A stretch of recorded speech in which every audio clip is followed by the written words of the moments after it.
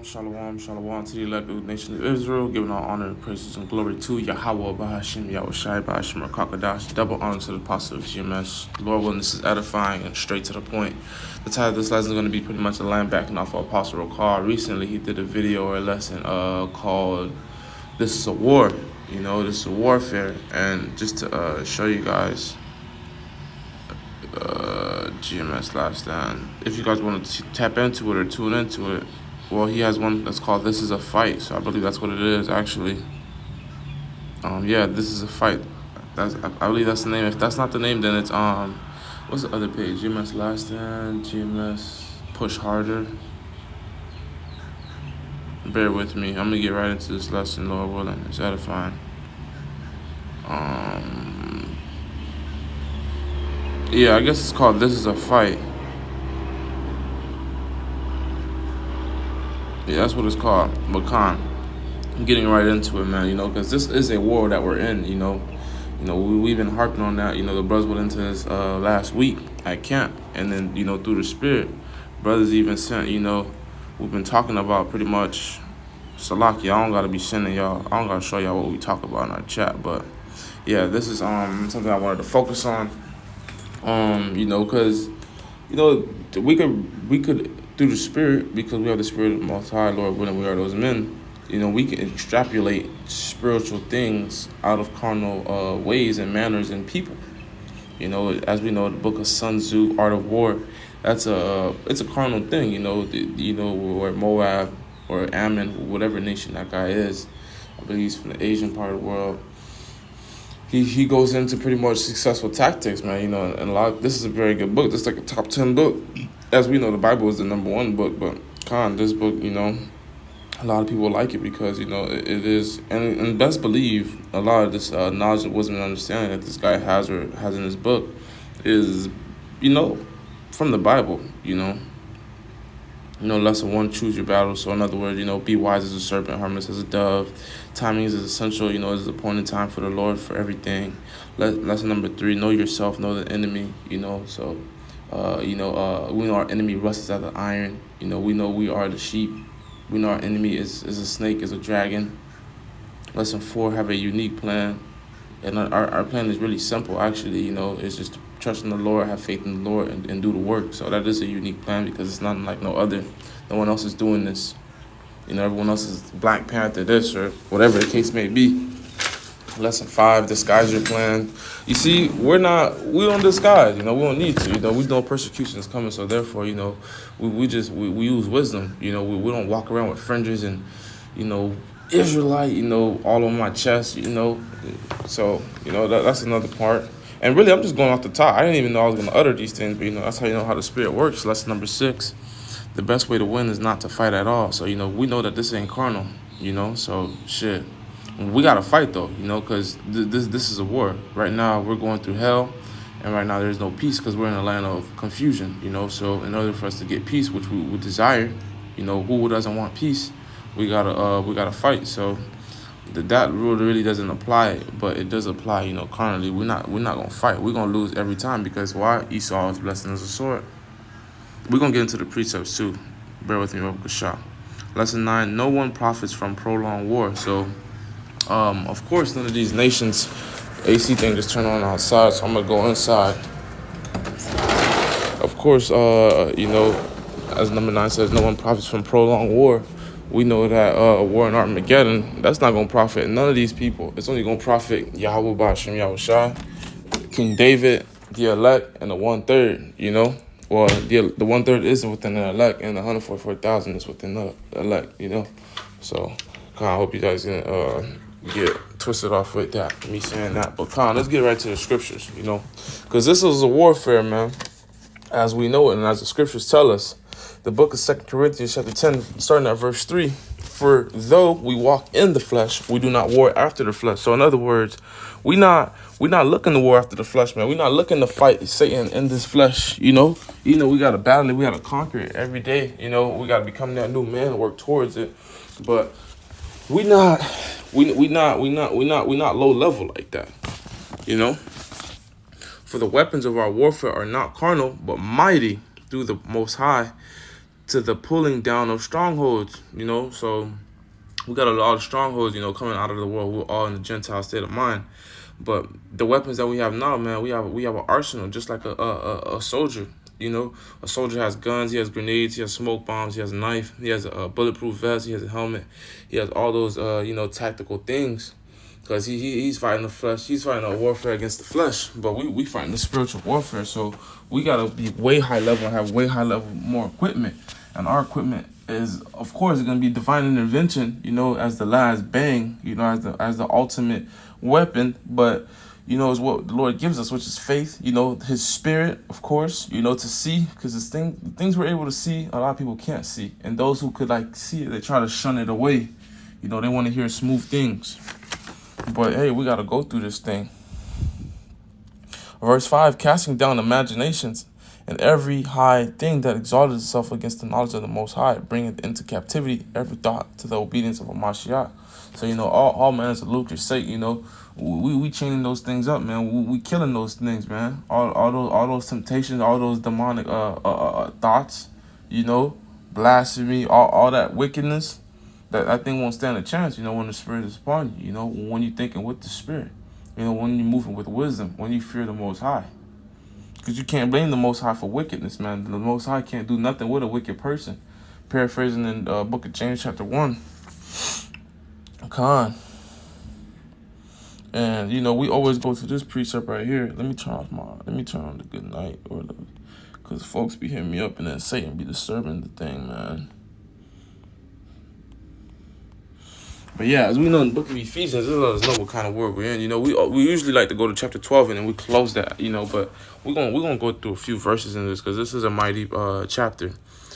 Finally, my brethren, be strong in the Lord and in the power of his might, because our Lord is mighty.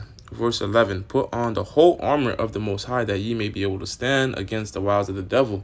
So don't put on half part, you know, don't half-ass it. Don't be 1 foot in, 1 foot out. You got to put on the whole part. You got to put on the whole armor, or else you're not going to make it, man. When a soldier goes into war, he don't leave his helmet, or he don't leave his shoes, he don't leave his boots, he don't leave the jacket. You know, he take the whole thing and some. So that's what we got to do. For we wrestle not against flesh and blood, but against principalities. So demons, you know, warlocks, witches, Satan, day in and day out, hourly, minutely, secondly. Don't you know brothers are going through, you know, elements and thoughts. And brothers are getting fucked up in their dreams. Brothers take a nap, they having a wet dream, demons hopping on them. You know, all kinds of just wickedness, man. Brothers having dreams of doing impulsive shit. You know, dreams like, you know, because dreams lift up fools, you know, so we walk with wisdom. But, of course, we get spiritual dreams, you know, Jacob's trouble and what to do and how things went or how things may go. You know, it's authority about Shimon Shah. But it's a lot of dark shit that happens in this flesh, man. That's why they call it, that's why the book calls it, or the Lord calls it, the change of darkness. Against powers, against the rulers of the darkness of this world, man. Because the rulers of the darkness of this world is Satan, man. Some known as Esau, Edom, man, the white man, you know. And really the other nations, and really 2/3 of our people, man, they all practice all manners of witchcraft, Santeria, voodoo, Freemasonry, you know, against spiritual wickedness in high places. These things won't be going down in the kingdom of heaven, man. Where these things are going to get left here in Babylon and wherever else in the world these things are being done with. You know, these things are going to be, they're going to be exterminated, you know, through thermonuclear fire and laser beams. Verse 13, wherefore take on to you the whole armor of the Most High, that ye may be able to withstand in the evil day, and having done all to stand, you know, because Jacob's trouble's coming. That's going to be bad times. That's what the word evil means. Eve, evolution, or or, you know, time. And the ill means bad, so time bad. Stand therefore, having your loins, meaning your mind, girt about with truth, having on the breastplate of righteousness. You know, because if you have a breastplate on, you know, you stand more upright. You know, you're more bold. You're not arrogant, but you know what the hell going on, and then your mind, you know, is girt with the truth. Therefore, you have knowledge, wisdom, stability, and understanding. You know, so therefore, you know, you're more confident through the Spirit. Your feet, which is as we know, is our foundation. That's what holds the body up.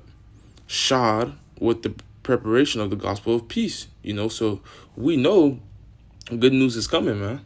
But we gotta march through this thing. Above all, taking the shield of faith, because faith, it is really faith is really like our heart. Faith is like the heart. After the spirit, humbleness and humility, of the Most High. Faith is really like blood.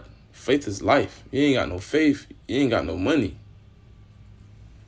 Especially in the times we're coming into. Wherewith ye shall be able to quench all the fiery darts of the wicked. Because the wicked, they shooting at us with their swords, spiritually. Take the helmet of salvation, the sword of the Spirit, which is the word of the Most High. You see, the Most High didn't tell you, go get your Glock 40, put 5.56, 223s in that thing, or go get an F&N, or go get an AR, or go get a 12-gauge shotty. Get, what they call them things? I forgot what the name of those bullets. Damn what them bullets is. But anyways, slugs. Get some slugs and pack that shit. Hell no. Praying always with all prayer and supplication in the Spirit, watching thereunto with the perseverance and the supplication for all saints, So pray for the elect, And that's really that goes to show you that that's one of our weapons, in our arsenal. Going back to, me talking about how through the Spirit, how soldiers have grenades, smoke bombs and all that good stuff. We have prayer. We have fasting. We have knowledge of wisdom and understanding. We have repentance. The knowledge of doing so we could be forgiven and getting beamed up out of here safely in one piece. And really, this piece gonna get left, and we're gonna get a better piece of body, a new heart, new mind, where we don't sin no more, and a crown. Shit, this gonna talk about that crown. That's the Spirit. 2 Timothy chapter 2, starting at verse 3. Thou therefore endure hardness as a good soldier of Hamashiach Rawchaa. Why would the Lord call us good soldiers? What are soldiers known to do? What environments do soldiers live in and are built for? They're built for warfare. No man that warreth entangleth himself with the affairs of this life. So when a soldier's going through his thing, he's not worried about his kids, his children, his parents. He's tunnel vision. What the commander, what the general says do is done. You ain't got to say it twice. So whatever Yahweh Shai says to do, whatever Yahweh Shai says to do, wherever the Spirit, and righteousness and wisdom lead us to do, that's what we do. Point blank period. We do whatever the scripture tells us to do. With wisdom. Not forsaking common sense either. Because a lot of men will do wickedness and try to use the scriptures to wash it down or make excuses or pretty much, try to define their way of maneuvering. That's why I said you can't forsake common sense. It speaks about wisdom. Let's see how many times the Bible says it speaks about wisdom. And I'm 100% sure it's going to undercount it too, because this app be tweaking. 345 times, man. We could scroll all day. The Bible talks about wisdom, man. Let's go into that word wisdom really quick. Bear with me. Bible Kasha. Exodus 20:3.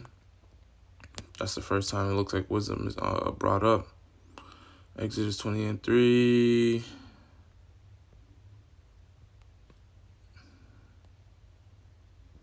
It's not 20. 28 and 23. Salakia. Bear with me. And it reads,